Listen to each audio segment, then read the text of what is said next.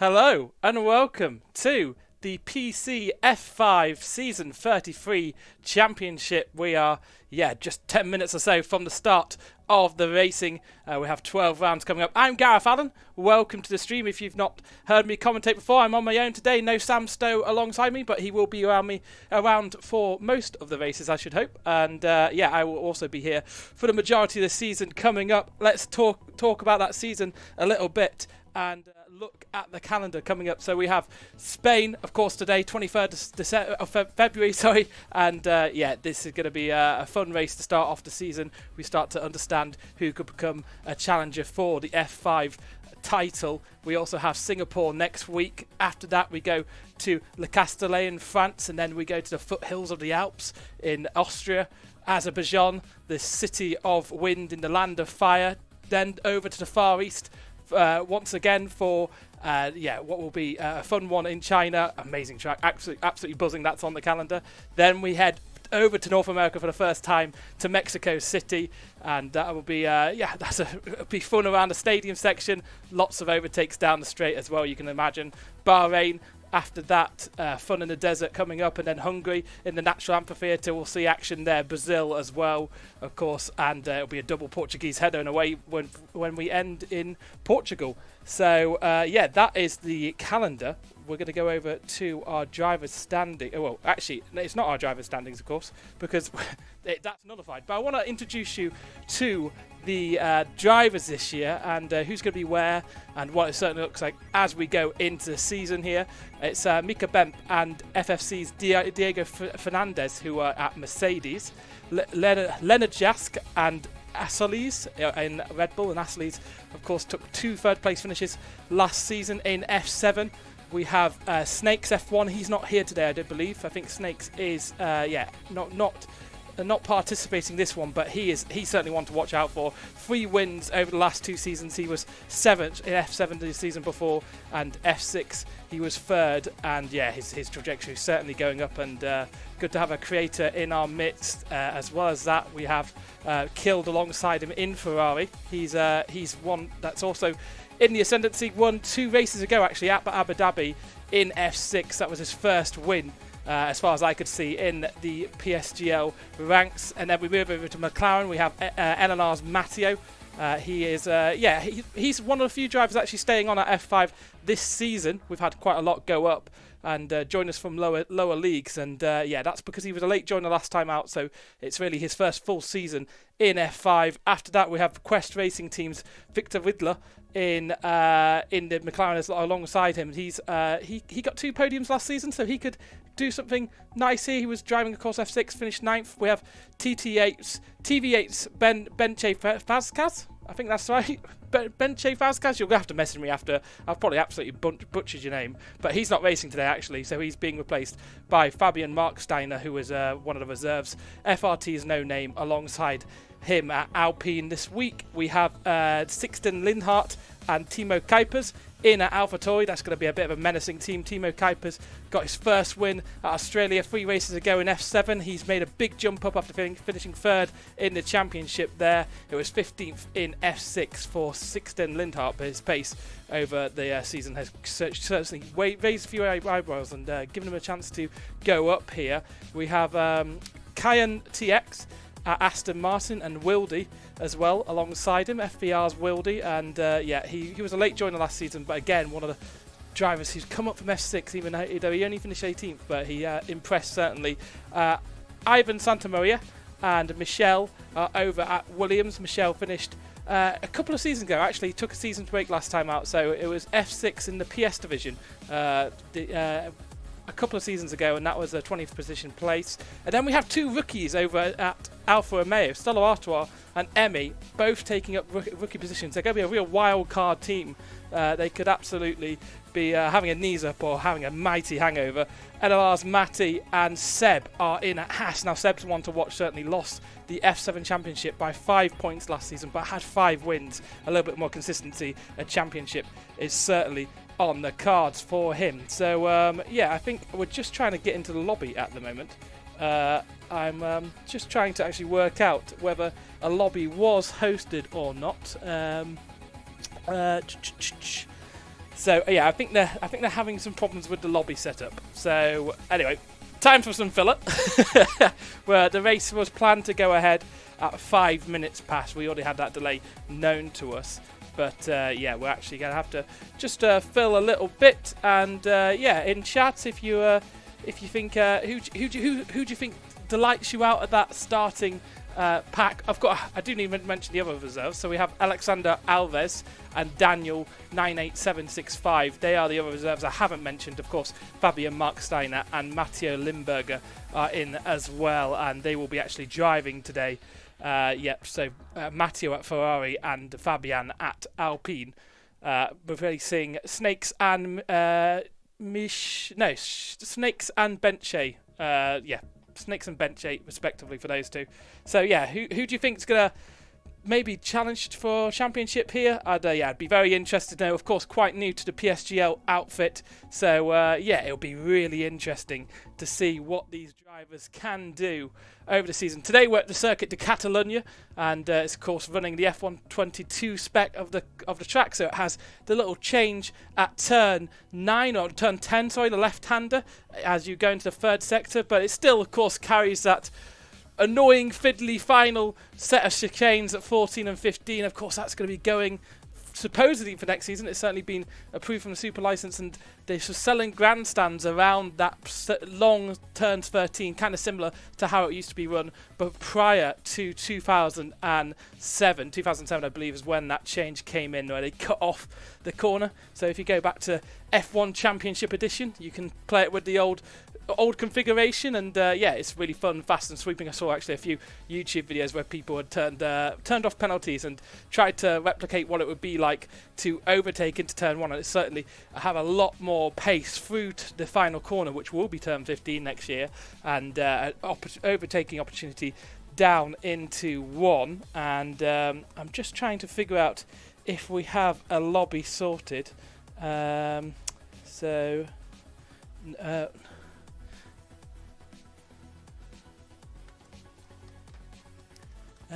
me just figure out what we're doing here, and yes, I'll give you just 1 second and I'll get myself in the lobby, and then we can have the qualifying coming up.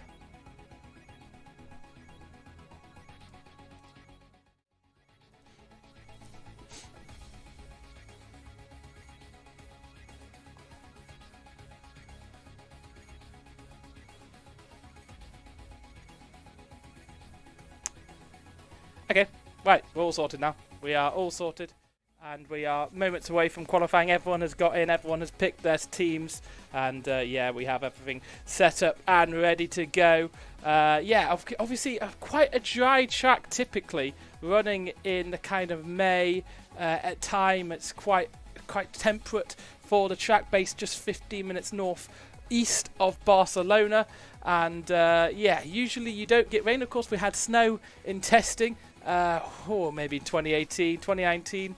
It would have been 2018 because I remember I was on my work placement and I was just watching a BBC live tracking screen with nothing going on.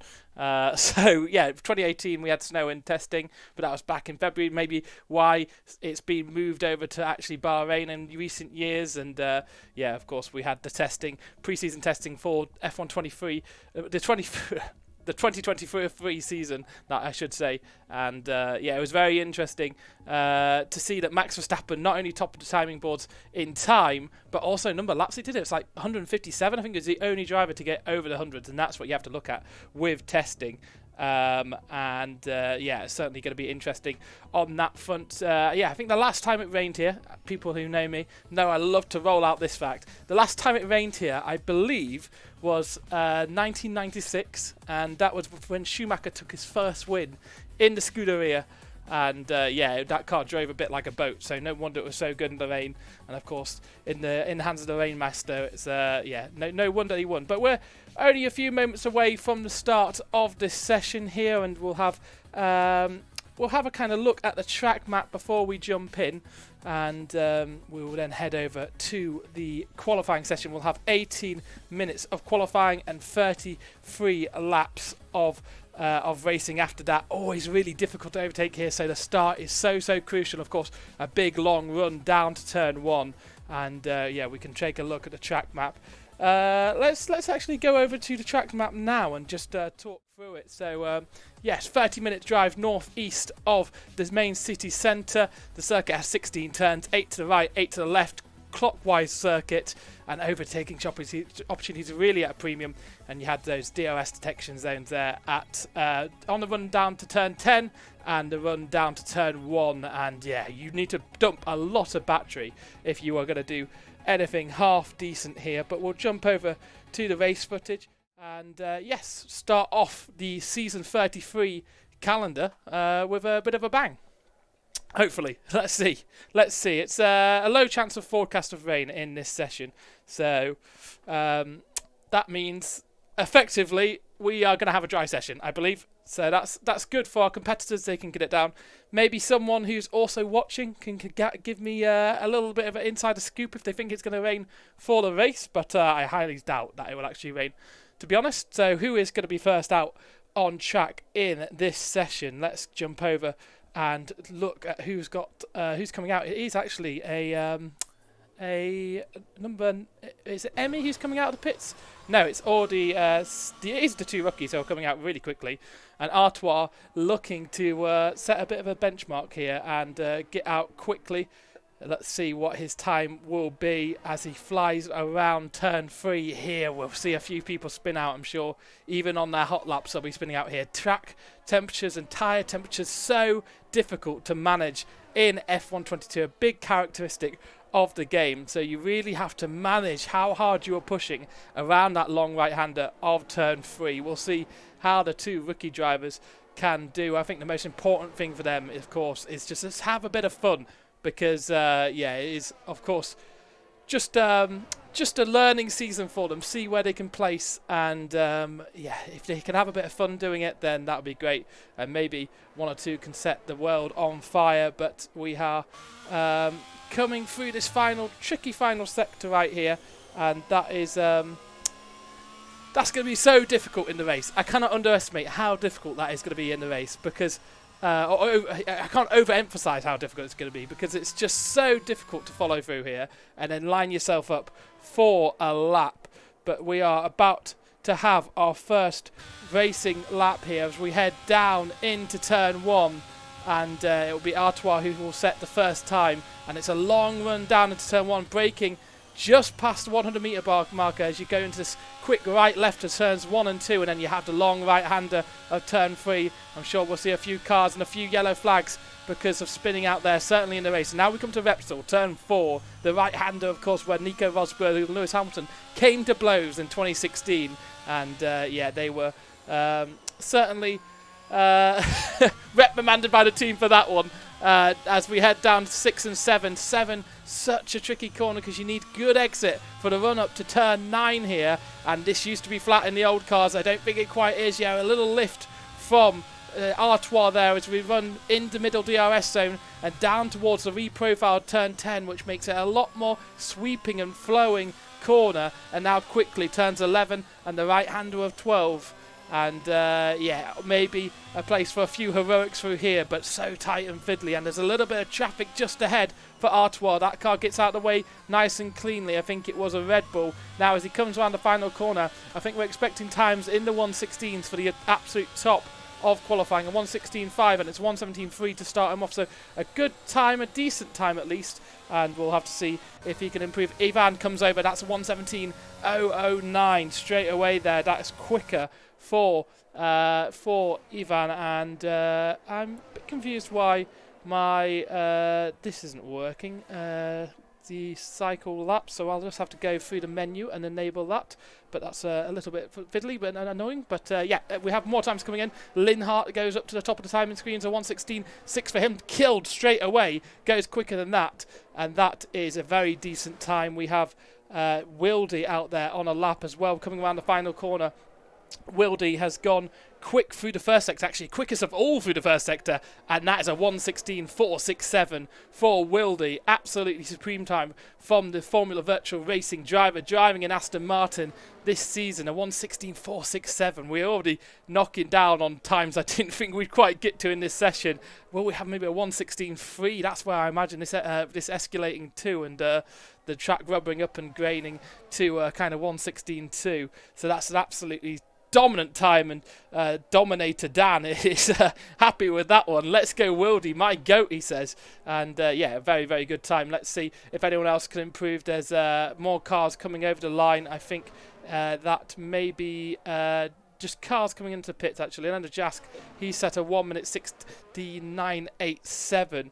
And yeah, that is fantastic. Killed is in P2. He just pipped out 16 Lendhart. That's about a tenth between those, and it starts to get very, very packed in the mid pack here. There's about a tenth between 1s, 2, 3 and 4, and then from 5th down it gets very, very close. And there's actually a McLaren on a lap here. So is that Kuipers? Not Kuipers, sorry. Is that Victor Wilder? Let's see. No, it is, of course, Matteo, who's on an outlap at the moment. So we'll follow him around at the moment because he has yet to set a time. Daniel is also in here reserving. So obviously a late dropout has allowed Daniel to be able to compete here, because that is yeah, unbeknownst to me, so that would have been the second one. So Cayenne TX not here today and being replaced by Daniel, and he is on a lap through the middle sector, not bigging up his pace massively before the race, but certainly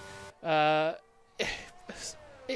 think he hopes he can get something out today. It's his PSGL debut today, and he's a reserve rookie for this season. Let's see what he can do. Oh, and he just goes over, runs track limits on the exit of turn 9 there, and that's so easy to do. You just bring a little bit too much pace into the corner, and you don't want to back out of it, because that would absolutely ruin your run down to turn 10.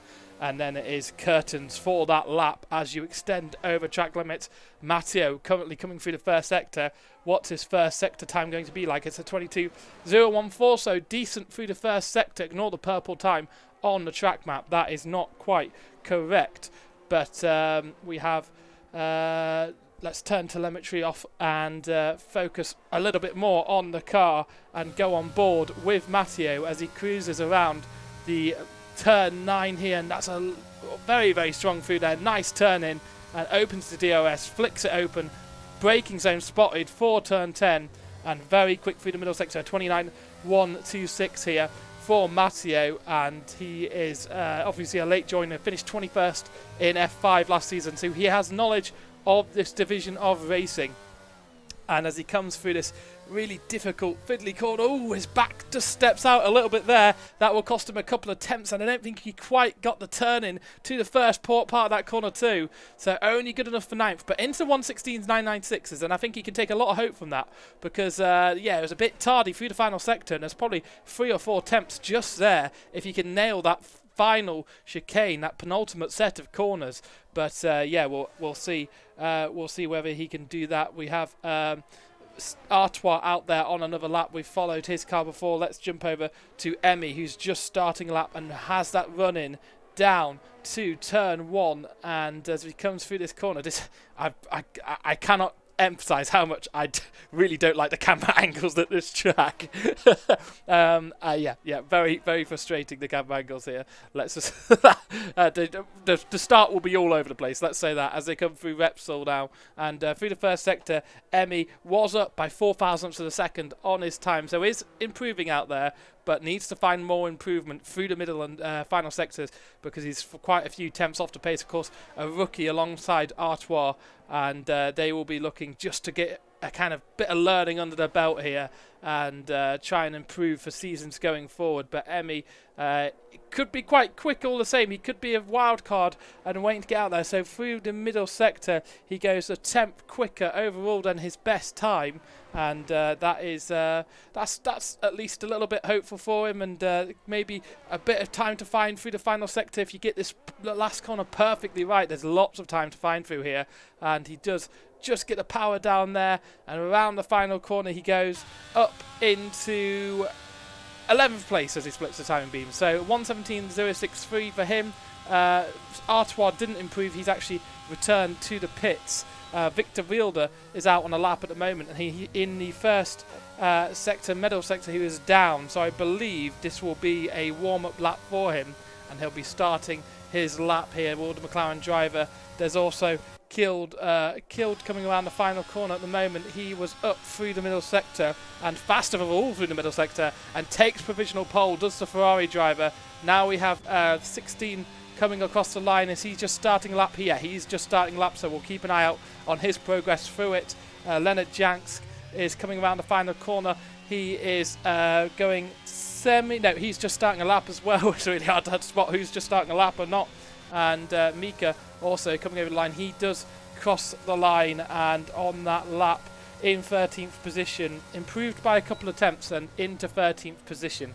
So already knocking down other drivers with that time, and we'll go on board with Victor Widler as he comes through the second sector split, and that is fastest of all through the second sector, but running wide off the track, and that is invalidation. That is the end of his lap here, and we have Limburger, who is out there at the moment pushing as well. He is down all the way in 18th position, is the reserve driver, and he's not having a great lap here, so we'll focus on someone else, maybe Seb out there at the moment, just crossing the line and coming down towards the first corner.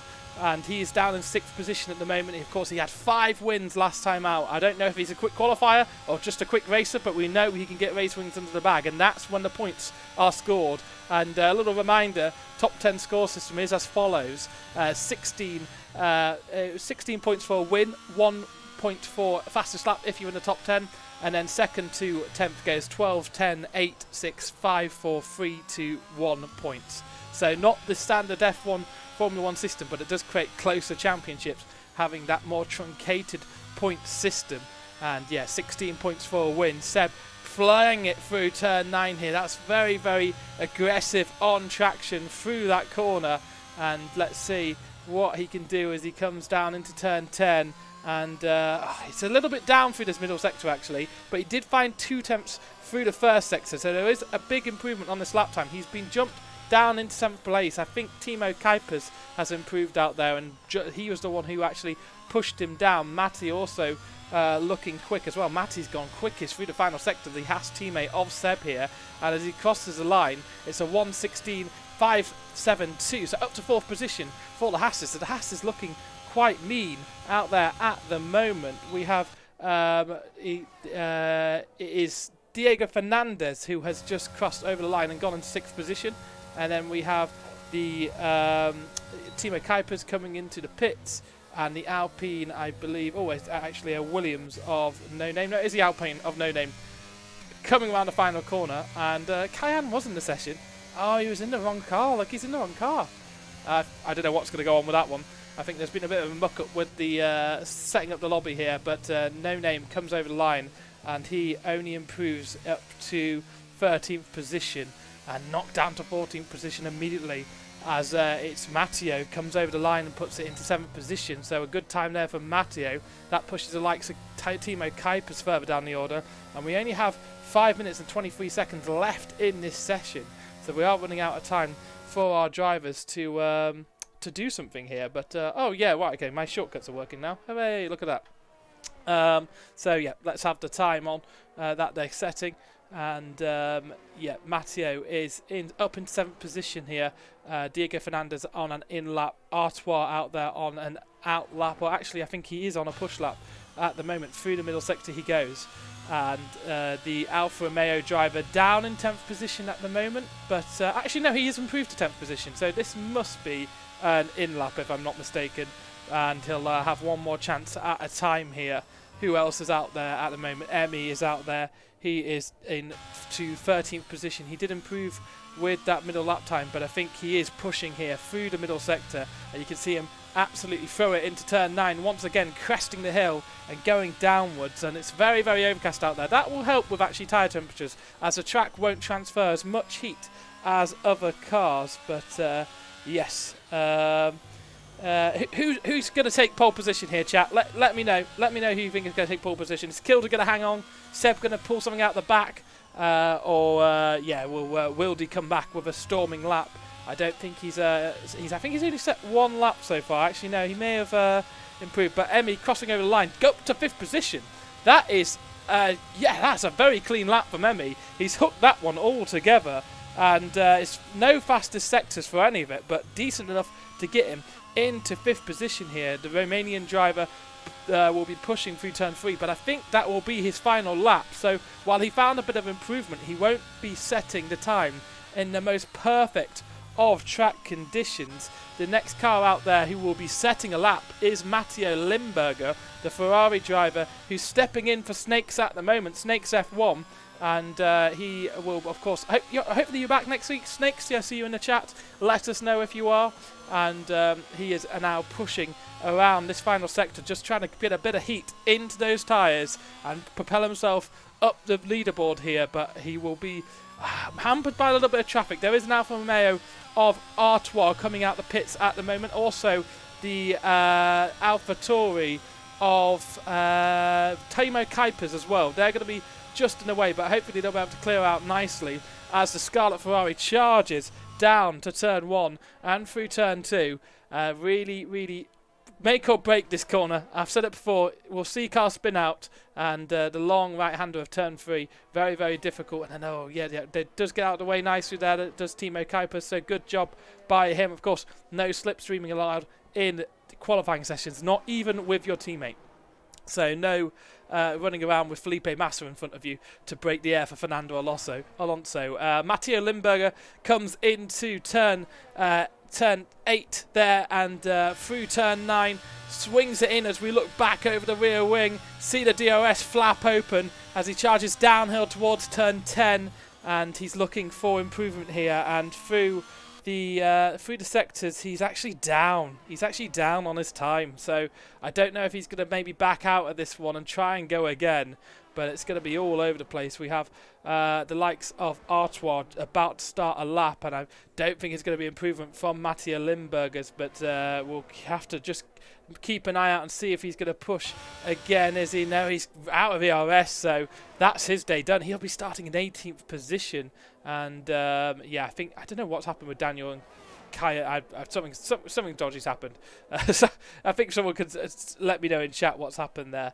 But we'll go on board with Artois as he has his final lap time to set. And Emmy is going to try and set an outlap here. So maybe he does just have enough time to get out there. I think he will, actually. So I said he would be the first to set a lap time, but he may be the last to set a lap time here. We'll see if he can get out in time. Artois got so much traffic on his lap. All these cars trying to get out of it. Also, Victor Widler, the McLaren car, he's coming out the final corner at the moment, so he's just starting a lap. Matteo is the car pushing through the middle sector, and he had a lot of traffic. And I think he is this one by the looks of it. He got very close behind the Williams there, and it didn't work to go out that early, but we have lots of cars crossing the line here, starting their laps. Matty out there at the moment, and he's pushing down towards turn 1. Someone currently sitting second, only 5 100ths behind pole position. And through the middle sector, through the first sector he's found that time. Through the middle sector I'm not quite getting that split, but he does look quick. And Kild is actually out there pushing more. There's a collision right there. And it's actually Timo Kuipers out of the session. Emmy's picked up a 5-second grid penalty. Sixten Lindhart has put it into in provisional pole position. Can Matty respond to that one? He doesn't improve. I think just caught out by what was going on just in front of him. Kild was very quick through the first 2 sectors and does improve up into first position. Or at least it said it was first position, but it's actually second position. So, look, it's exactly the same time. It's exactly the same time, but he's in second position because just like in 1997 Jerez, when 2 cars set the same lap time, it's the first car who gets that points, but for some reason it's come up purple. Anyway, let's see if those times stands. Wildy out there pushing through the middle sector. He has gone fastest of all, but is slightly down through the first sector. Through the final sector, can he find any time to improve? Matty has gone into has gone into 4th position here. Wildy around the final corner. Can he abrupt the other 2? Yes, he does. He does get in front of them. So Wildy is in pole position, and we have the purple time back with the right person. Sixten Lindhart and killed it. They did not have any 10th between them. Down to three decimal points. They set the same time, and Sixten Lindhart gets to go into second position thanks to setting that lap time earlier. What I was saying about Jerez, Jacques Villeneuve, Heinz-Harald Frentzen, and Schumacher all set exactly the same time for pole position. And I still think there was something iffy going on there, and the timing thing was just broken. But I think it was Heinz-Harald Svensson who set the first time and got pole position that day, and of course Villeneuve getting the title after that dramatic moment with Schumacher. But that's it. That's your top three. Wilde, Sixten Linhart, and Kild are the top three. Matty starting in fourth position, fifth for Seb. We saw that drama there with Emmy and Kuipers. I'm sure they'll be eager to let us know what happened. But Wilde pulling something out of the bag right at the last there. And into 116 free territory. That's what I said at the start of the session. We look like we'll go down to the 116 frees. And we certainly did explore the bottom of that. But yeah, we'll have the positions read out to us now, actually. And it is, of course, Wilde in pole position. And if we look further down the order, we've already talked about the top four. Seb in fifth, Victor Widler in sixth, No Name is in seventh. Emmy, 5-second position penalty, so he won't be starting in eighth, but he's qualified in eighth. Diego Fernandez in ninth, Matteo in 10th position. Looking further down the order, Artois in his rookie drive hasn't done. There's something going on with Daniel and Cayenne. I don't know what's quite happened with those two. But we'll just have to find out whether they're actually going to start the race or retire it. Hopefully their AIs do not play havoc with what's going on if they are not participating. But we're going to quickly jump over to a quick advertisement, and then we'll be back for the race.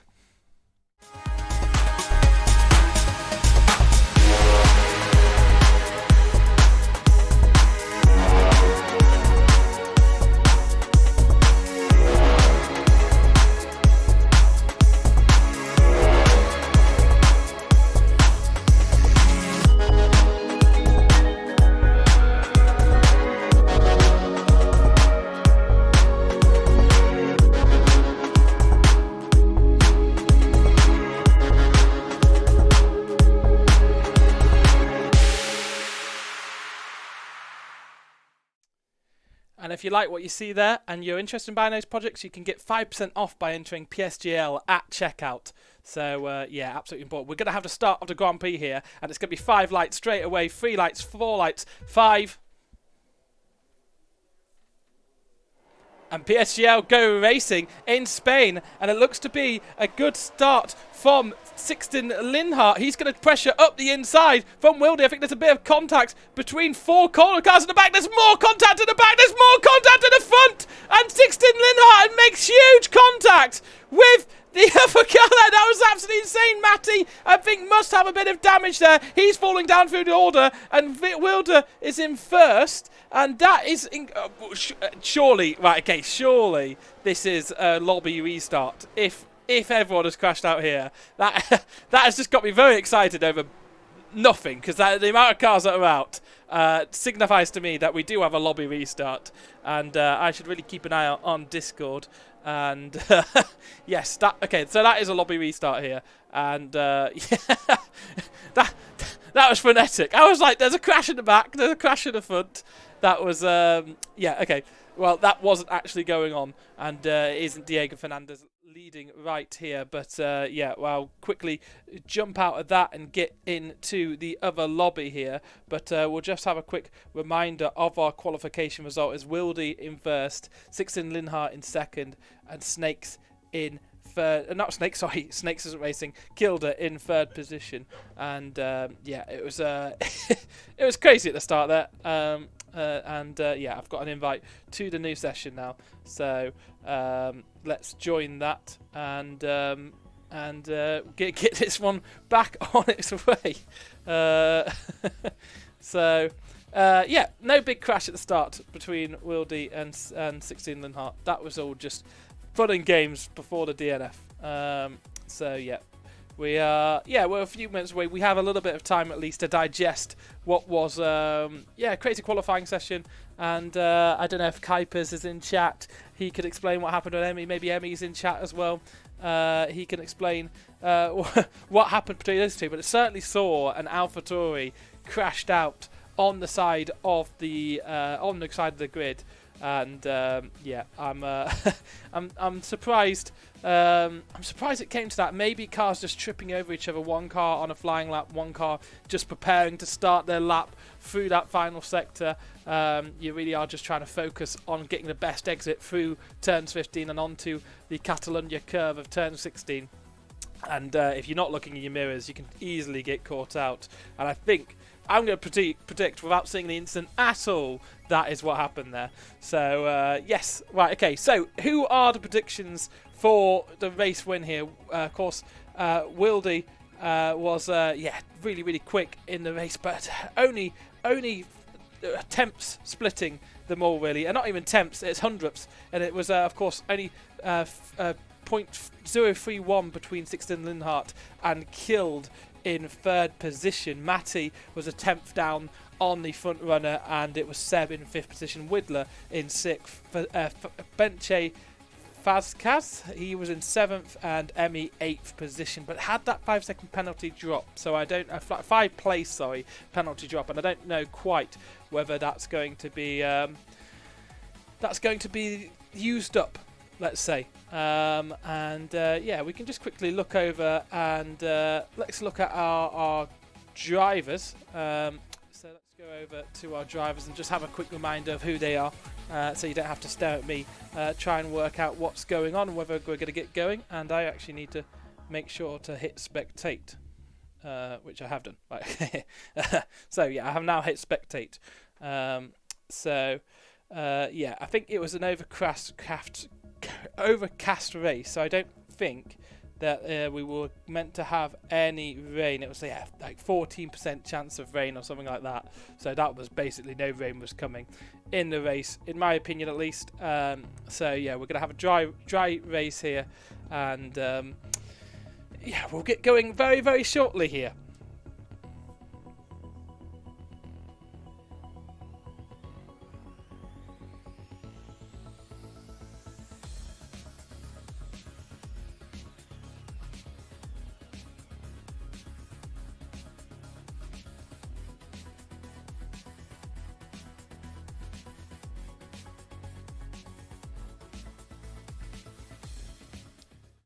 So Dominator Dan in chat saying that it was Wildy was only using 1% of his real power, and he can get into the 14 seconds. I don't know if he means he can get into the 14 seconds. No, flat out. I don't know what he's driving. Is he driving the prototype car from Gran Turismo 5 or something to get lap times like that? Yes, so yeah, it seems a little bit implausible, but just a little bit of hype for Wildy, and yeah, we shouldn't be too far away from the start of this session. Of course, 33 laps of the circuit coming up. Let's have a fact or two. Let's remember 2012. Of course, it was Pastormano's only win in Formula 1, but it's also the only time a Venezuelan driver has started from the front row of the grid, or finished on the podium, or won a race. So it was a very special moment for the Venezuelans, of course, and Maldonado being the only one of two drivers from Venezuela to race there. Johnny Cicotto was the other one. So, yeah, I don't think he ever got a point, though, Johnny Cicotto. Maybe he got a point. Someone with more knowledge will be able to tell me that one. Yeah, but, yes, the 2020 Spanish Grand Prix, the only time it was held in August. Although the European Grand Prix of 2009, which was, of course, Valencia, that was held in August, end of August. It was a strange time for it, actually, but Rubens Barrichello got that kind of dream win where everyone came out and applauded him. That was a nice moment. And then he went and won the next race at Monza as well. So the Monza was even more spectacular, really, because, of course, in front of the whole Tifosi, he drove for all of those years as a wingman to Schumacher, and some people probably look back at Barrichello's career and think, you know, because he was compared to Michael Schumacher, he wasn't maybe recognised for the true talent that he was, because Michael Schumacher, of course, one of the greatest of all time, up there with drivers. It's like Valtteri Bottas next to Lewis Hamilton. Lewis Hamilton's just such a godly driver that alongside Bottas, he kind of makes him look a little bit average, but Bottas is a very, very good race driver, right? And yeah, we know that Max Verstappen has made a load of teammates look average recently. But yeah, looking back at the start here, looking back at the start of this race, of course, we'll have Wildy on pole position, and I'll quickly just get my qualifying notes up so I can go through the results and remind everyone before we kick off proper here. And yes, so qualification, we have Wildy in pole position, Sixten Linhart in second, Kilde in third, Matty in fourth, Seb in fifth position. And I thought we were going to get it ready up, but I'm going to jump to another quick ad, and we will have the Grand Prix coming up very, very shortly.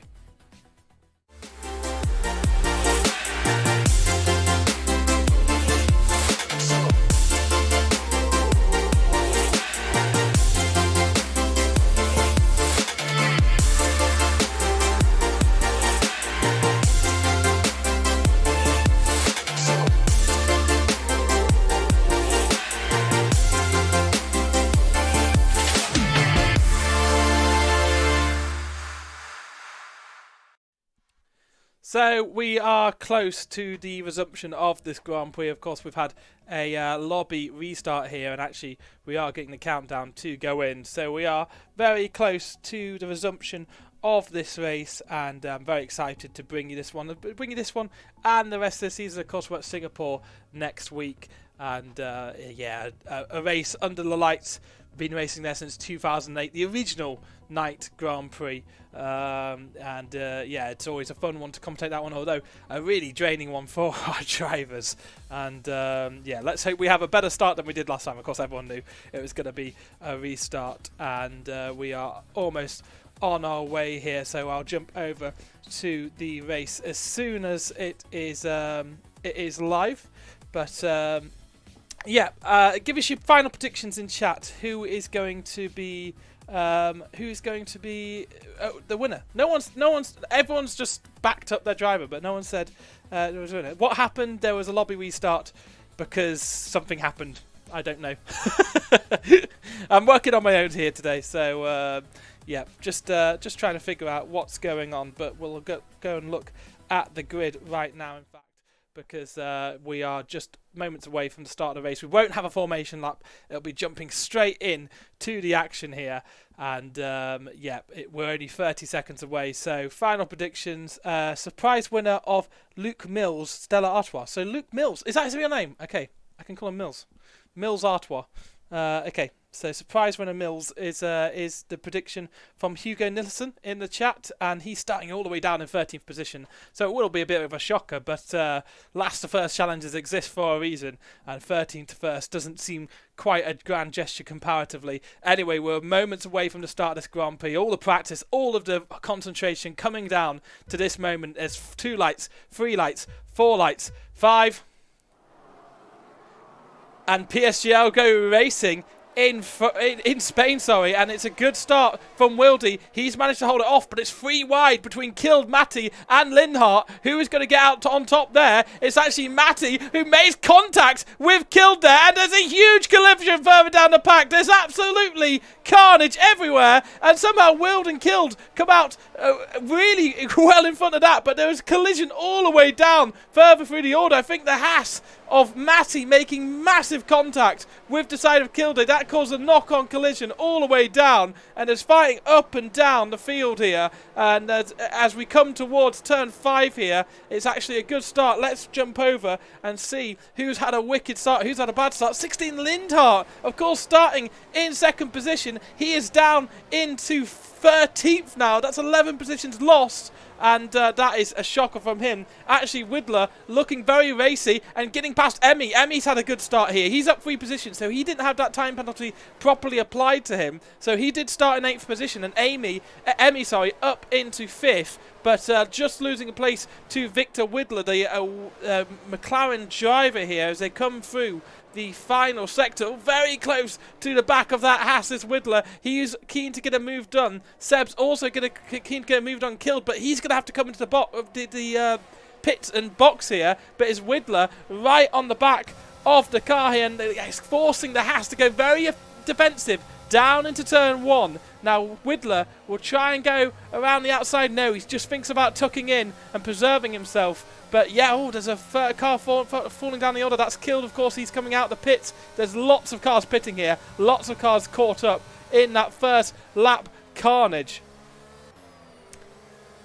Looking further down, the Mercedes have made up some places. Artois, someone predicted beforehand that it would be him that would win the race. He's up to 8th position. Actually, both the rookie Alfa Romeos doing well at the start here and managing to dodge the carnage. Mattia Limburger, another car who's made up a lot of positions, starting right at the back of the grid. But Artois maybe looking to make up on that mistake by Mika Biemp down into turn 9. And now, oh, he is closing and closing actually. Will he maybe throw a nose up the inside? No, he gets very close to the back of him. But oh, Mika sends it in a bit deep. That's slowing both these cars down, and struggling to follow through this middle sector is what's going on as we follow the Alpine, who's looking very aggressive to get by Emmy. And actually, I think someone has fallen down out of the top 4 here, because Emmy, of course, was knocked down into 4th position, and it may be, of course, it was Killed who pitted. So that is what's going on there. But No Name very close to the back of Emmy here, and Emmy not able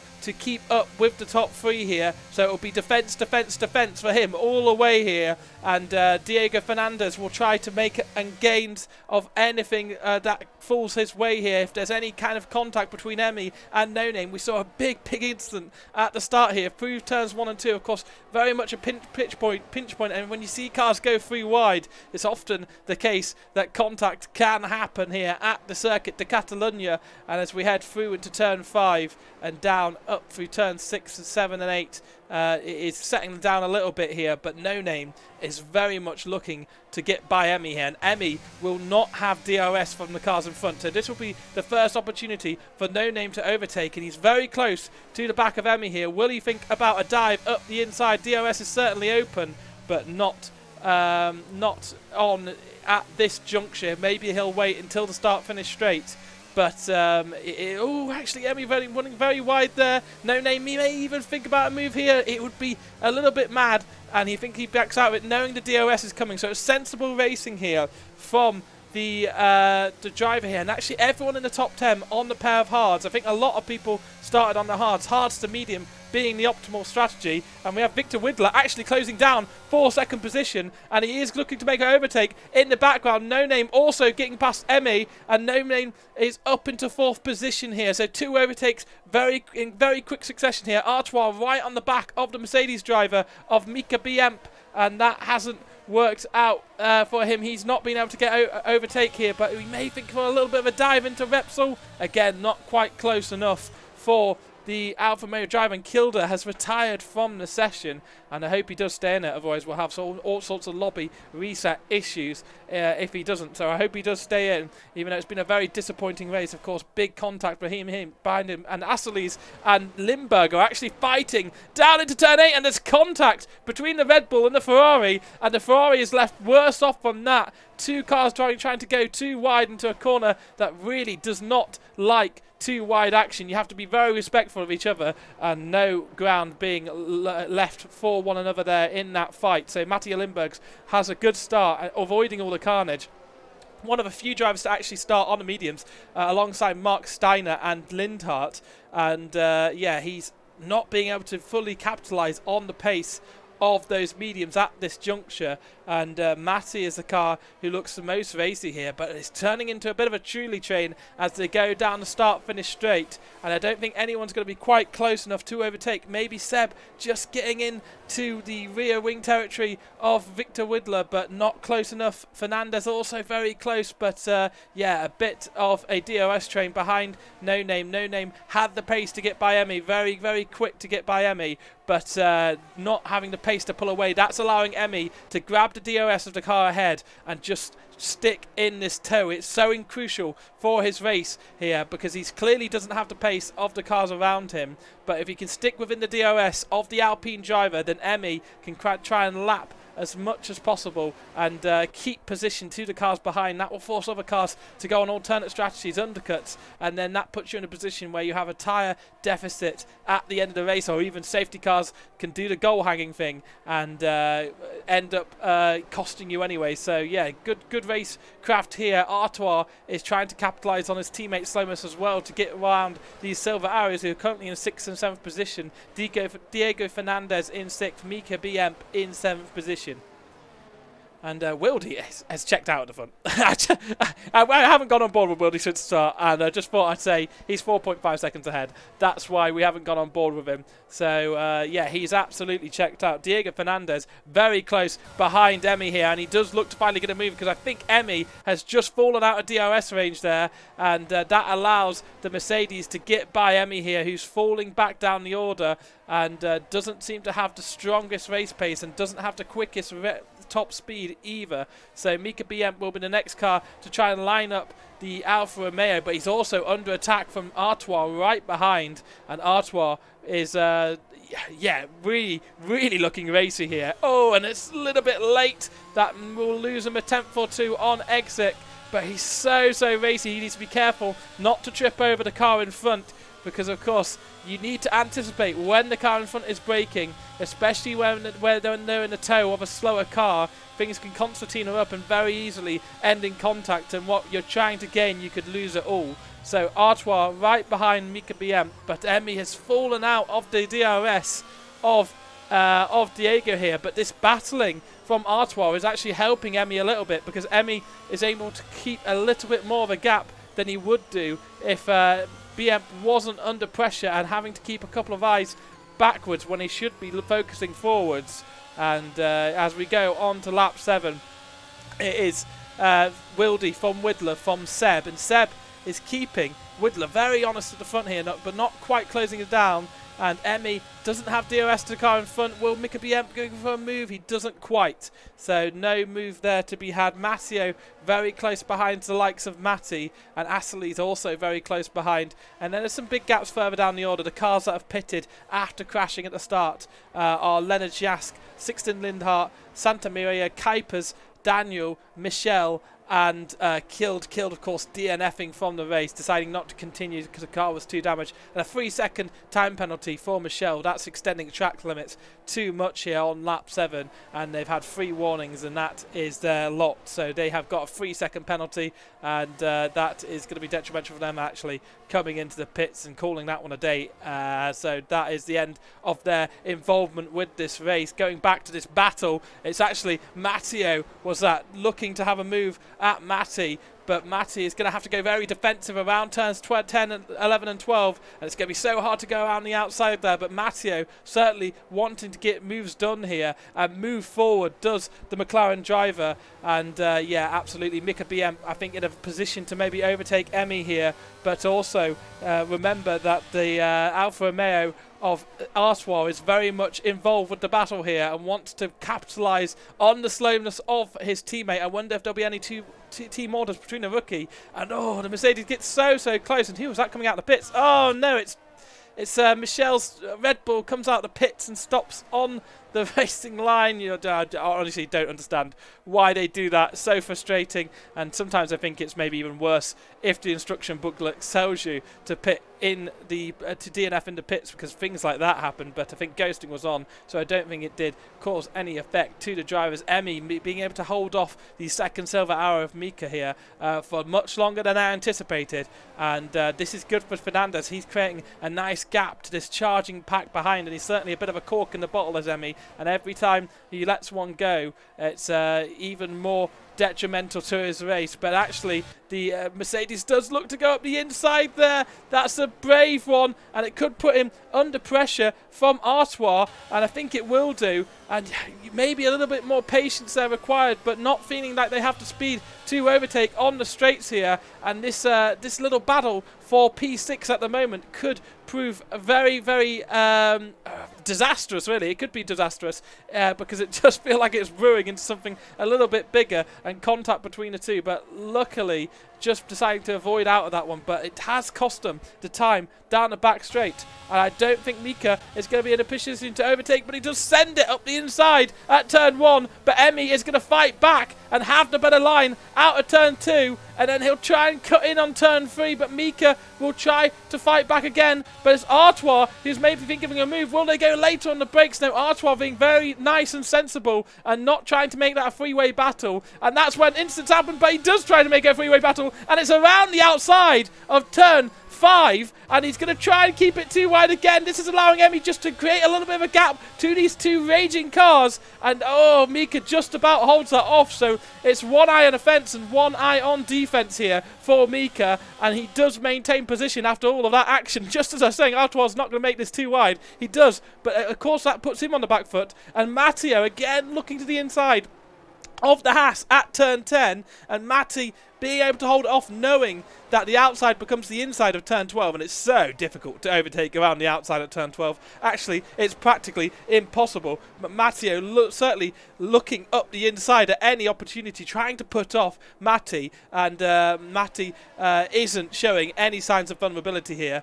but Emmy will be vulnerable down the back straight once again, but he's just too far away, and actually the person who I think is going to maybe be able to make an overtake is Artois, and he burns a bit of battery, and he does get up into 7th position. So all that battling has been worth it. Would there be team orders between the two Alfa Romeos here to let Stella Artois by and carry on with the race, because the pace difference is clearly greater. Maybe Stella Artois can get ahead and keep a bit of a DRS train going for Emmy, which will maintain 6th and 7th in this race for these two drivers, these two rookies. Let's see if that happens. But yeah, Mika BM, who didn't go forward, spent so long looking forwards and trying to get by the Alfa Romeo, was eventually left open to attack down the main straight, and I think maybe a lot of overconsumption of the ERS has cost him that, and the energy store wasn't there to defend from Artois at that point, who just bided his time and finally got the job done on lap 10 here.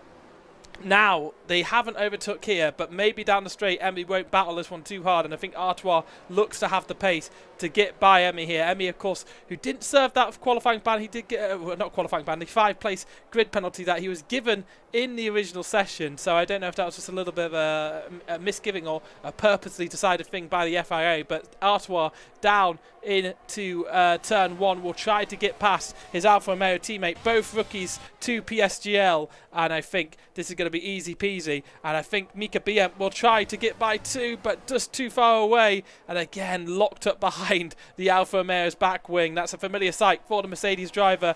Matty will start to want to get a move. Actually, Asselis has got up into 10th position, and looking up the inside at Repsol, it's so difficult to go too wide there. There's a little bit of contact between the two. Do they make it around there safely? I think they do. Asselis will try and go around the outside of Matty into turn 5. Again, a little bit of contact between the two. Oh, big contact! And that has left both the cars facing the wrong direction. Asselis down to 13th position, Matty down to 12th, and bumping too much through there. And that has that's cost those two drivers massively. Just it was Asselis on the offence, and I think absolutely owed the space, but eventually a little bit of contact created a double bump effect, and that was game over for those two. Well, it's not game over, they are back in the race, and I don't think they've sustained too much damage, if any, but very frustrating as Mika BM still caught up behind Emmy here, but Emmy just managing to hold up the pack a little bit and keep DRS. This will be so important. Remember, he's hard. Ooh, Emmy having a big moment actually out of the final corner, and finally Mika BM does get by, even though they both have DRS. But will Emmy be able to fight back? He will keep his car in there, but Mika BM does finally get by the car, and Matty retires from the race on the start-finish straight. He's gone into the pits. Matty, who was involved in that collision with Asselis, has retired from the race. So that is the end of his involvement, and he will be our third DNFer here, alongside Michelle and Kilda, who retired after early incidents in this race. So lap 12 is the end of the Haas driver, but the other Haas driver, Seb, up in 3rd position at the moment, and looking very racing with Widler, but just stuck in that DRS train. And Mika BM will be so delighted. Finally got by the Alfa Romeo, and I think Stella Artois will just be trying to pull a gap, but doesn't get out of DRS here. That will allow BM to just close down by maybe a 10th down into turn 10 here. And Matteo isn't too far behind Emi here. Emi was as high as 4th position at one point in this race, dodging the carnage of lap 1. And they have slowly fallen back through the order and haven't been able to produce maybe a display that they expected to. But yeah, Timo Kuiper's down in 16th position. Now, I mean, the sad thing is basically because they started on the hards, all those cars that crashed out. So we look at the likes of Leonard Jask, Lindhart, Santa Maria, and Kuipers, and Daniel. I mean, Lindhart would be able to go to the end on a pair of hards, but they would be awful. So I think they've all got to pit again. So they'll be desperate for a safety car or some such to come and save them. But yeah, not a very high risk of safety car here at this track. And Matteo, who's right on the back of Emi, frustrated by the lack of, the fact that the car in front has DRS. Lindhart has just got by Leonard Jask for 13th position, so a little bit of a sign that those mediums are starting to wear off. And Matty leaves the session, of course, retired just a lap ago, so no big moments there for Matty. Mika Biemp in 7th position. And running very wide, a little bit into the gravel actually, and I wonder if that will allow Emi just to close up a little bit more and maintain DRS to the car in front. A little bit of a DRS train here forming behind the other Alfa Romeo of Stella Artois here, but Artois being able to keep the cars at distance. Mika Biemp in 7th, Emi in 8th, Matteo in 9th, Matteo Limburger in 10th on those mediums, has been able to just keep distance with these cars in front. And although I think they were involved with the incidents early on, they've just been clawing them way back into this fight, and it won't be too long until Matteo Limburger in 10th and Mark Steiner decide to pit. Actually, Matteo in the McLaren is finally getting past Emi. He's up into 8th position, is the McLaren driver, so it's McLaren 2nd and 8th in the race as we head on to lap 14 of 33. And yeah, work done there, and Emi will now try to keep within the DRS turn and just try to keep Matteo Limburger behind, but it could be 2 Matteos passing him in 2 laps. Seb at the front, still just trying to keep the pressure high on Victor Widler, who's maintained 2nd position. And I can't quite remember, I think Widler was in 6th, I think he qualified in 6th. We'll be able to have a quick look if we just look at the positions gained and lost. So yeah, it was 4 positions gained from Widler. Fernandez also gained, and Stella Artois is the big gainer in this race, other than maybe looking further down the order, and Asseles and Limburger, who are also further down were further down the order in qualifying at least. So Seb in 3rd position and Widler in 2nd. Wildy in 1st position. Now, I tell you what, actually Widler is under a little bit of pressure from Seb there. Seb certainly looking up the inside and wanting to get something done, but yeah, not going to. But Fabian Marksteiner has come into the pit, so they were on a pair of medium tyres, I believe, and they are coming on to a pair of hards. So they're the first car to pit in their allocated pit stop. Let's maintain and follow the pace of Marksteiner in this race and see if he's got anything that can come out the bag here, and maybe early pit stop can result well, but of course will be under pressure later on in the race. And Kuipers is out of the race. Kuipers out of the race. What has happened to Kuipers? He has crashed out on the racing line. That's his wheel gone. Now, I'd be surprised if that wasn't a safety car. I don't know if safety cars actually turned on. It's probably something I should have looked at beforehand, but I didn't note that it was off when I saw the original, when I read through the rulebook. But yeah, anyway, maybe it is off, because I'm very surprised that didn't end in a safety car there, because he was right on the racing line. Anyway, gap to leader not too important, but the gap between Seb and Widler for 2nd position here is very close. Wildy, I think, is going to win this one at a canter without, maybe I've just cursed him, but without any kind of issues later on in this race. He's going to be able to win this one at a canter, I believe, because he's already pulled a 7.6 second gap. And it will be the pit stop phase, which will be very crucial. But he can go long into the race knowing that any undercut won't affect him, because it's such a large gap. And yeah, I think if he lets the 4 cars behind him pit, then he'll have free air to pit back into traffic anyway and come out in first position. So I'm sure Wildy would just be managing his compounds at the front. Kuiper's out of the session. A disappointing round one for him alongside Matty, Michelle and Kilda. They're all out of this session, and they'll be looking all eyes at Singapore next week as PSGL head to the Marina Bay circuit. But for now, Widler is in second and Seb is in third. No Name a little bit further back here, and that DRS train, which was really caused by the cork in the Bartolome, has kind of fallen apart. And now, actually No Name having a big moment out of turn 12 there, and he heads into the turns 13 of Europe car and then the quick 14-15 complex. He's just going to lose a little bit of time to the cars behind. Diego Fernandez only 2 seconds behind, so Fernandez will have the bit between his teeth and try and capitalise on that mistake. Actually, the gap falls down to 1.8 seconds at the moment, so Fernandez certainly looking to close up, but Seb just gets so close at the end of turn 1 each time, but frustrated, and a little bit of a mistake, a little bit of a catch there for Seb, and that makes him lose 0.5 of a second. And it's just so difficult to maintain that gap as we see a couple of cars coming to the pits. It's Limburger and Asseles coming to the pits, so Limburger is going to fall down into maybe 13th or 14th position. I think they're just covering off the undercut from Fabio Marksteiner. So Limburger out there on a pair of hards to the end. Asseles will go on a pair of mediums to the end here. Oh, and a spin for Limburger.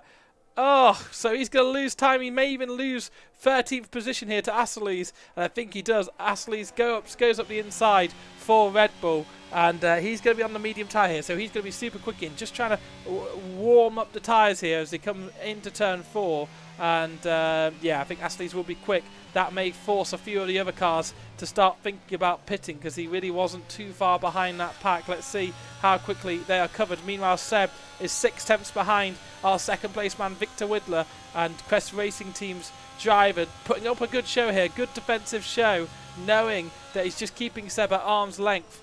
And it's so hard to follow through that final sector that Seb is just losing too much ground. So even if he does get to the likes of 2 tenths, he'll make a mistake through here or somewhere else in the lap, and then it's all over. You have to do all that work again, and it's so frustrating. Even if you're faster than the car ahead, you can keep them behind for quite a few laps. I think the overtaking pace here required for an overtake is quite large, maybe a second required, an extra second worth of pace. So Daniel gets a 3-second penalty here for too many warnings as Ivan Santamaria comes into the pits, and he is down in 13th position at the moment. He's switching onto the hard compound tyre, is the Williams driver, and as he comes out the pits, he's going to feed way down, and all the way down into 15th position will go Ivan Santamaria behind Fabian Marksteiner, who took that early pit stop for hards, but will be a little bit more vulnerable than the cars around him maybe towards the end. So still fighting, even though it's not for the points paying positions. Remember, first place will get 16 points, and second place 12 points and 12 points and 10 points and 8 points and 6 points and 5, 4, 3, 2, 1. Fastest lap is a point, of course, in this league. No Name into the pits. Actually, Artois and Mika Biem follow him in. That promotes Diego Fernandez up into 4th position for now, and it's a switch to the medium. So the Alpine driver will look to get out here ahead of the traffic, and I think it will be good clean air for him down into turn 1, all the way back to Sixten Lindhart. He is going to be clear. So actually, I wonder if Stella Artois and Mika Biem will also get into clear. Yes, again, a little bit of a gap there between them. Oh, actually, they're just feeding out into the likes of Leonard Jask, who is yet to pit, and he is, of course, well, he did pit early on, but he's yet to pit again off those mediums, and he's going to try and fight with Artois here. But I wonder how defensive Artois will think about going, or whether he will just settle in behind, knowing that he wouldn't be able to maintain that position anyway, and it just cost him more time battling for it. So, yeah, smart move there from WR's Leonard Jask to maintain 10th position here, knowing he needs to pit again, and just trying to keep up the pace high. But, of course, Artois is a bit slower on those mediums out the pits. They haven't quite warmed up, but here we are. Widler into the pits. Seb follows in exactly the same lap. So I'm a little bit surprised he didn't just try and do something a bit different. But Seb, very worried about the undercut here.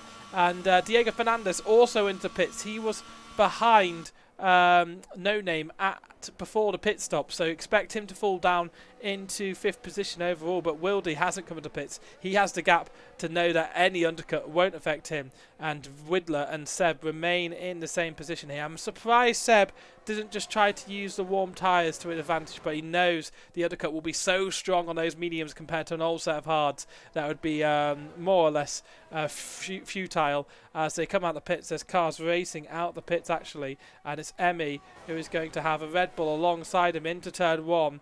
And let's hope this is all nice and clean between the three. And Astley's is pushing. Of course, he pitted 3 laps ago on those pairs of mediums, so he's going to try and get by as soon as possible on those cars. And I wonder if he'll be able to close up through turns 4 and 5. He'll certainly close up into turn 4. Those cars, they're very, very close. Has to maybe back out of that one. Now into turn 5. Emmy is certainly struggling on those tyres. Up the inside, he'll throw it up there and demand space from the McLaren driver. Matteo will stick it out there on the outside. Have better traction. There's contact between the two. We saw Astley's and Matty come together earlier on, and Astley's has had further contact between 7 and 8, and it's really not his day. A little bit too aggressive there with the other cars, I would say, and bumping there. I didn't quite get a view of where Matteo was, but Astley's again involved with collisions with the other cars. And that has put him down into 11th position. So any undercut time he may have gained has been easily wiped out by that. And down in 11th position, he'll be looking for a DNF ahead to get any chance of points here. But Wildy has come into pits now. So Wildy, while we watched that little battle, had pit from the lead and onto the mediums, and he has very easily maintained the gap from the cars behind.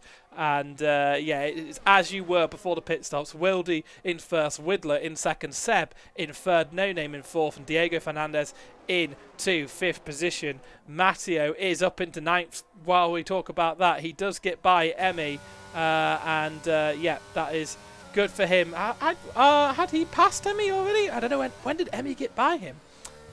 Maybe Matteo... No, they pitted on the same lap. I have no idea when Matteo got by him. Maybe a little mistake or something. But I'm pretty sure Matteo had already made that move. Now, Leonard Jask is up into 8th position, but he is out of sequence with the others, and he will have a mammoth job. I mean, maybe he'll try and get those mediums all the way to the end, but I'm pretty sure they would puncture. I think he's just hanging out for a safety car. Someone wants me to check if safety car is off, so I will just quickly jump over to the settings, and I believe it is in rules and flags. So safety car is on reduced. So it's on reduced. So just so you know, it is on reduced. We were speculating whether it was off earlier. It is on reduced. I think that is as per the rule book from memory. So Wildy in 1st, Leonard Jask in 8th position, and Emmy in 10th.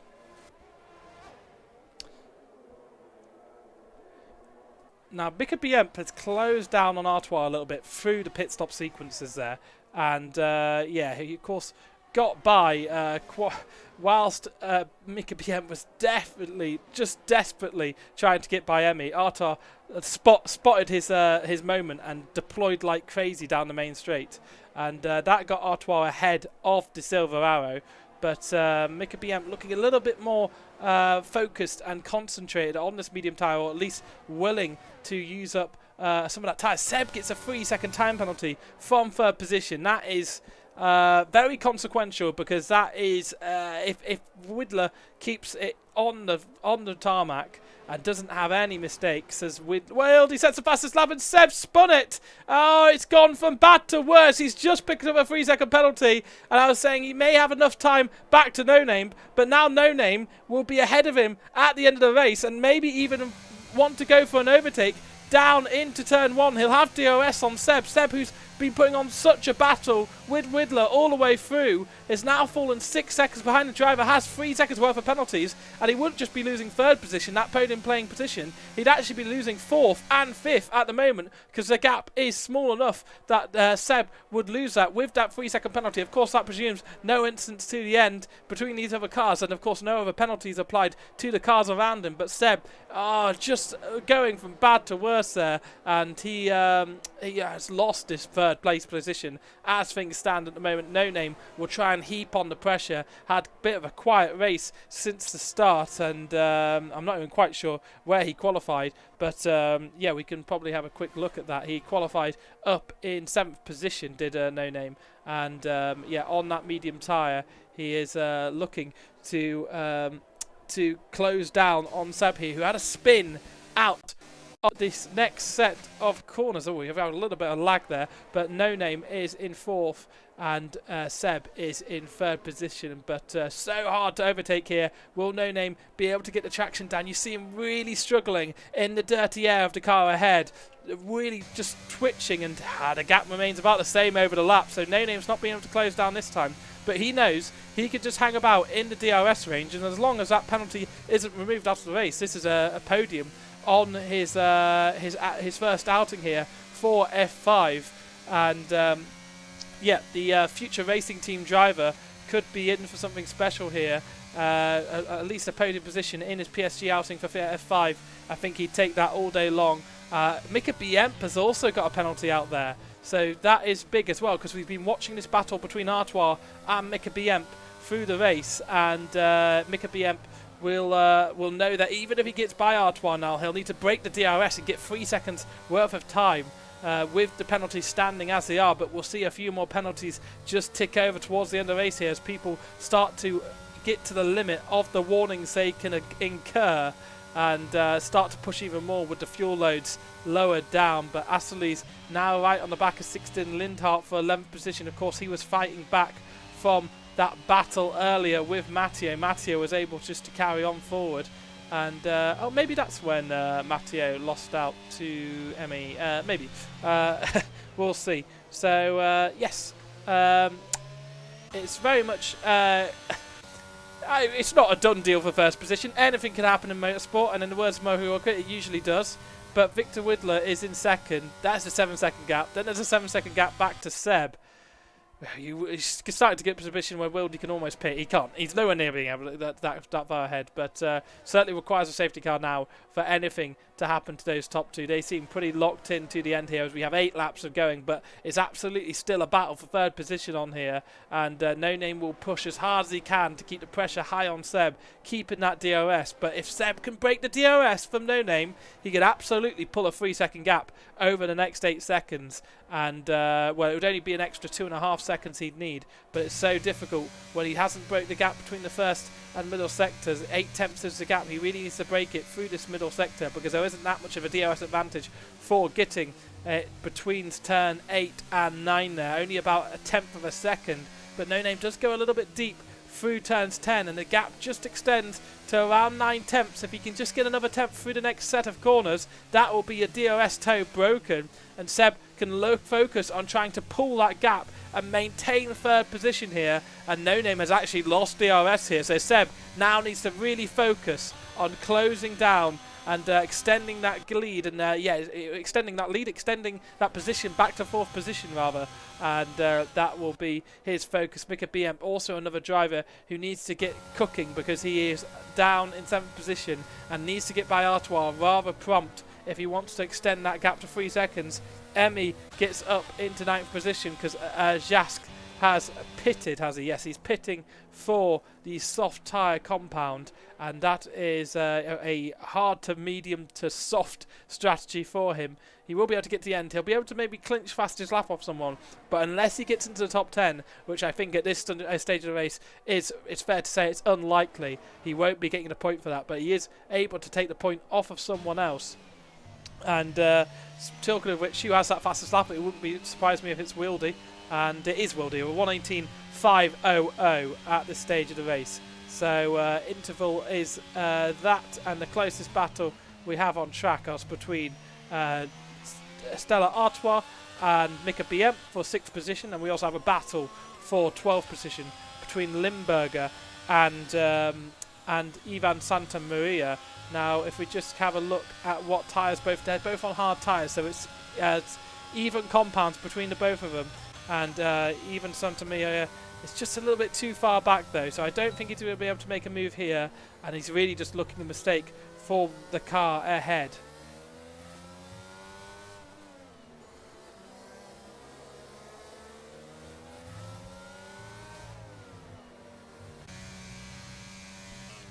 So, Mika Biemp, again, right looking at the back of a Alfa Romeo. He must be sick and tired at this point. He's basically spent the whole race looking at the back of an Alfa Romeo since Diego Fernandez passed Emi all the way back on lap 3 or 4, something along those lines. Oh, Ivan Santamir has got by Matteo Limburger down into turn 1, so that is up to 12th position for him.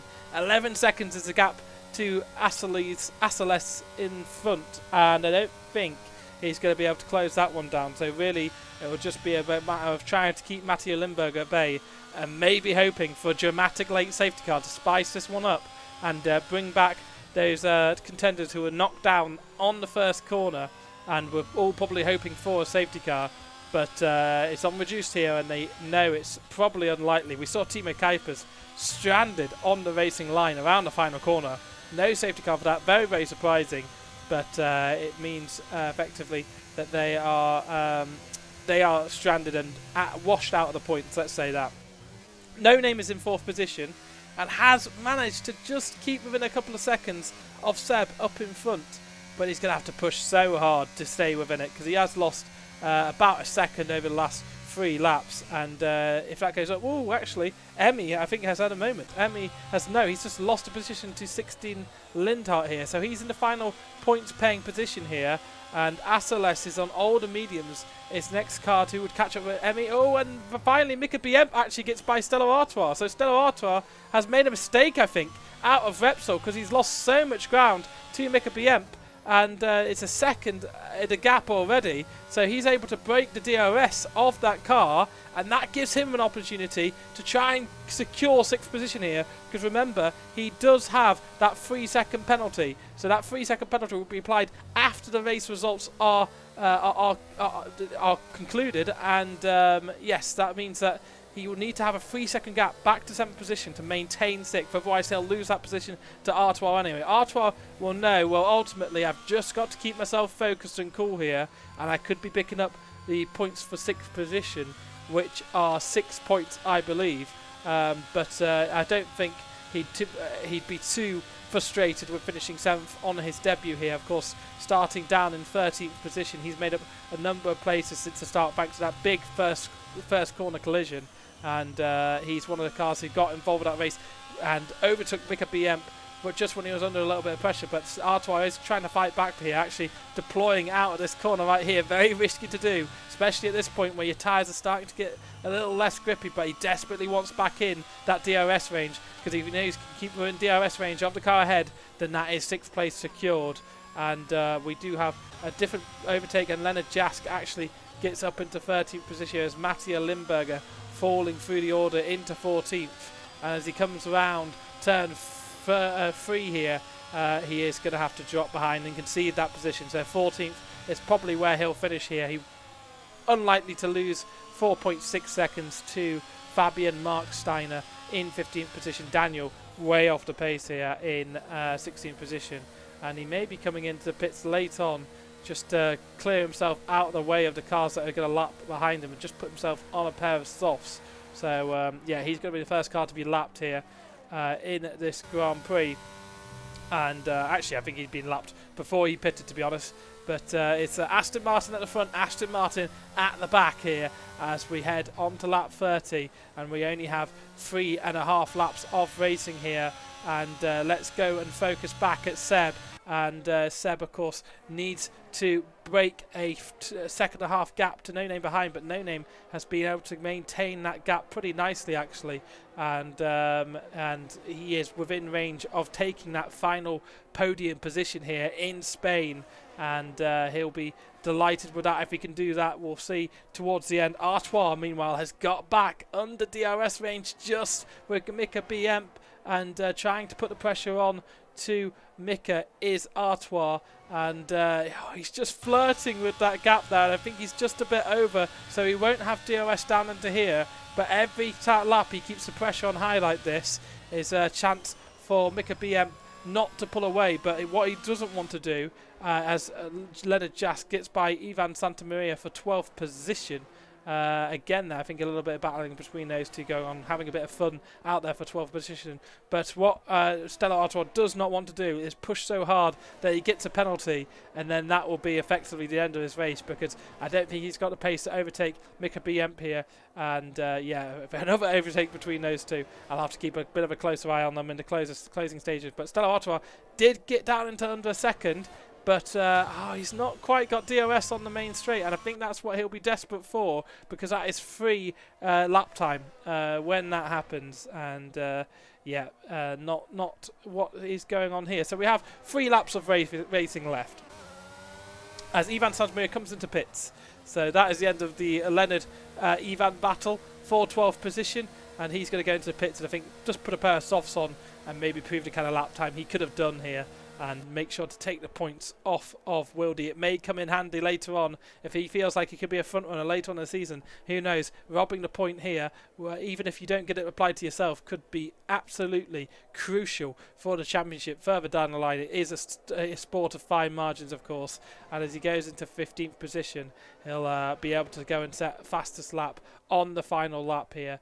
Yeah, we have just under a couple of laps of racing left here, and yeah, the crucial battles to highlight is No Name is less than 2 seconds away from Seb, and that is really good for him. He is it's almost safe to say that he'll maintain that position. Daniel does pick up the fastest lap of the race. I said he very much could, and he did pick up the fastest lap of the race there on lap 32 for him. He was on a pair of softs who pitted, but he's out of the points. He won't get the fastest lap points. Down in 16th position.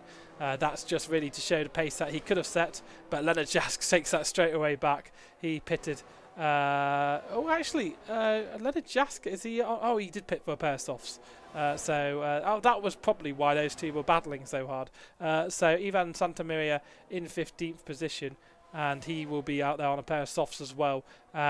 Stella Artois hasn't managed to get back into that DRS range of the car in front, but has managed to keep within 3 seconds. So that is the gap that's worth focusing on. Astley's is so close to the back of Emmy, actually. He is going to be going on to the final lap next time round, and he does get DRS. You hear the blip, the DRS is open, and as he heads down into turn 10, he maybe will want to go for a move for this final points paying position here. Emmy will be desperate to cling onto it. He's lost so many places throughout the whole Grand Prix, but he's done some good defensive work through that, and Astley is trying everything to keep behind. We'll focus on our race winner, Wildy, who's coming through the middle sector at the moment. Oh, a big little correction there from Asseles, and I think 8 tenths is too big of a gap here as he crosses the line. Leonard Jask picks up another 3-second warning for time penalties, and Asseles closes down 5 tenths. 4 tenths is the gap, but isn't going to be able to overtake here. All over the place actually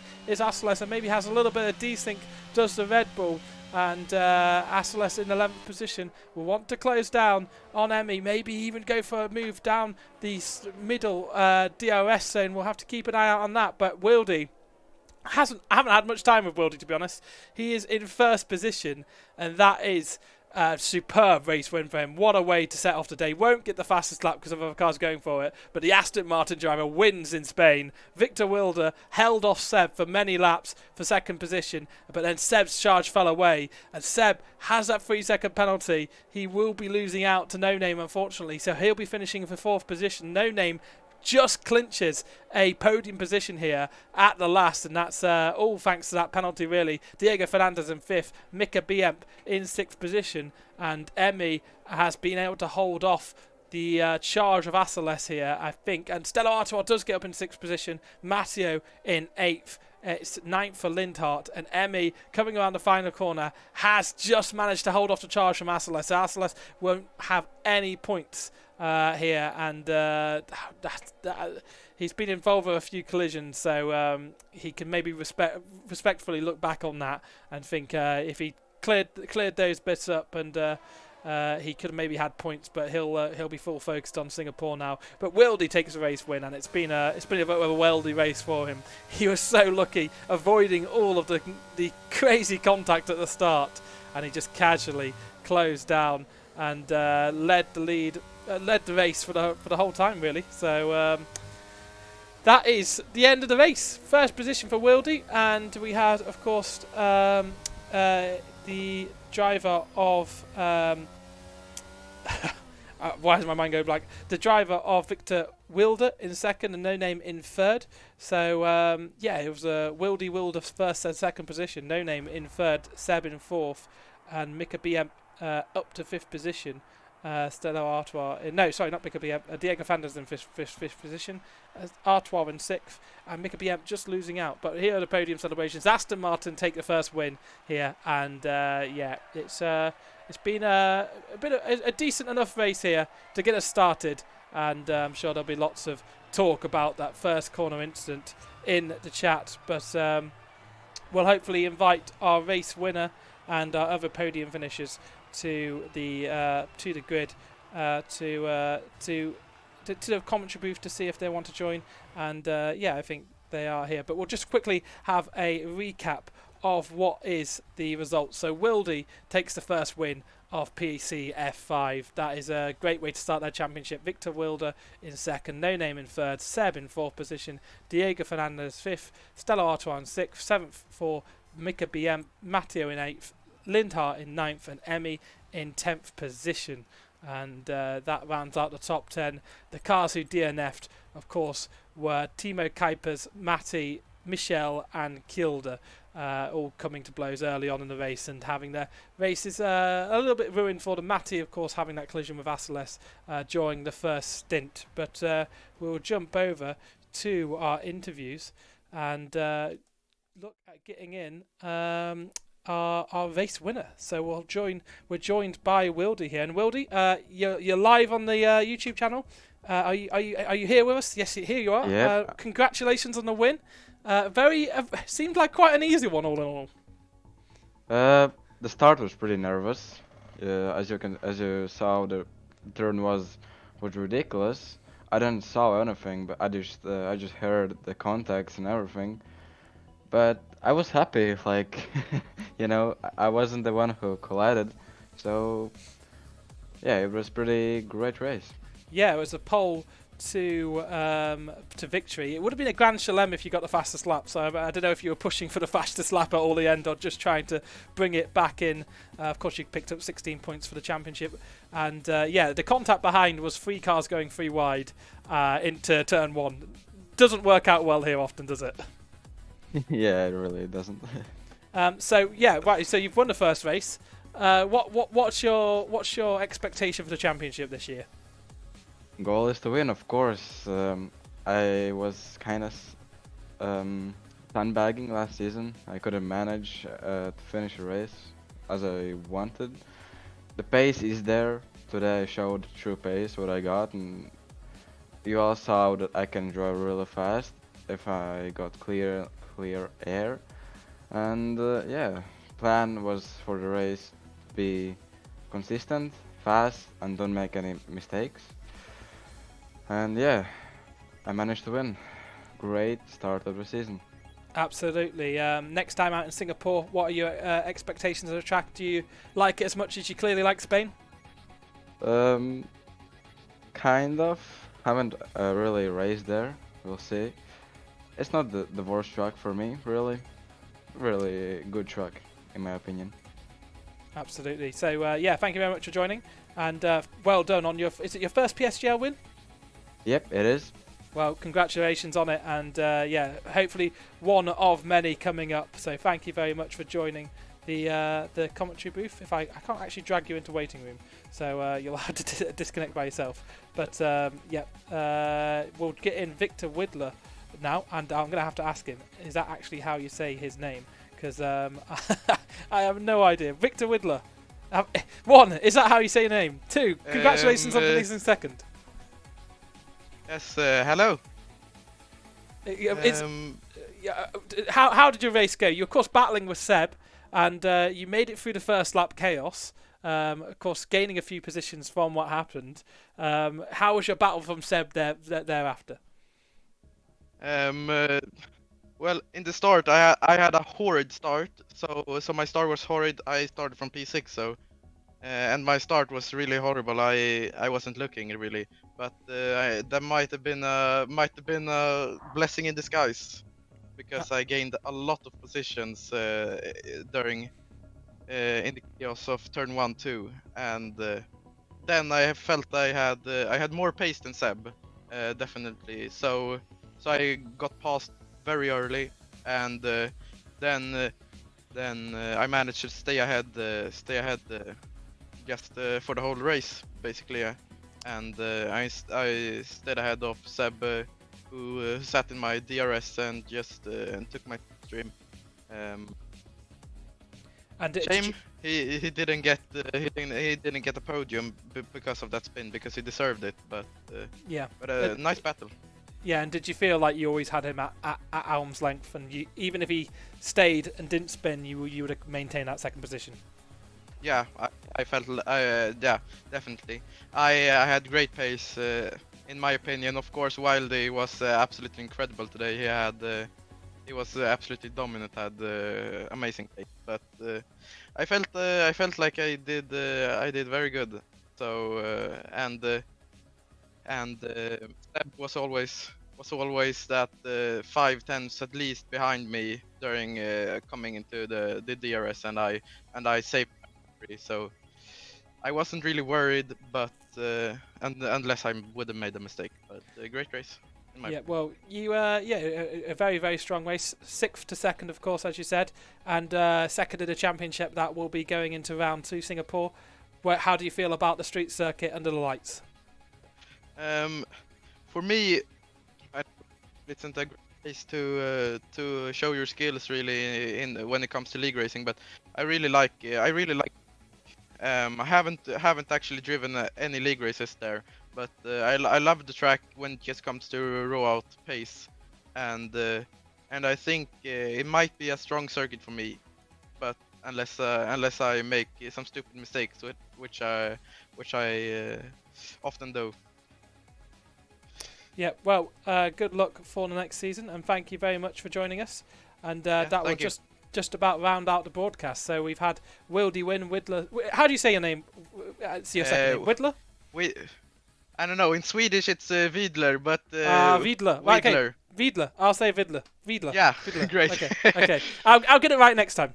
But yeah, I may have butchered it all the way through the race. You're probably cringing. But yeah, absolutely well done on that. And that'll be the end of the stream. So thank you very much, everyone who's joined in. We'll be back next week for Singapore, same time, 7 p.m. at Thursdays. And of course, we'll jump into an advertisement. And if you are interested in any GT Amiga products, it is 5% off with PSGL at checkout. Thank you very much for watching, and have a good day.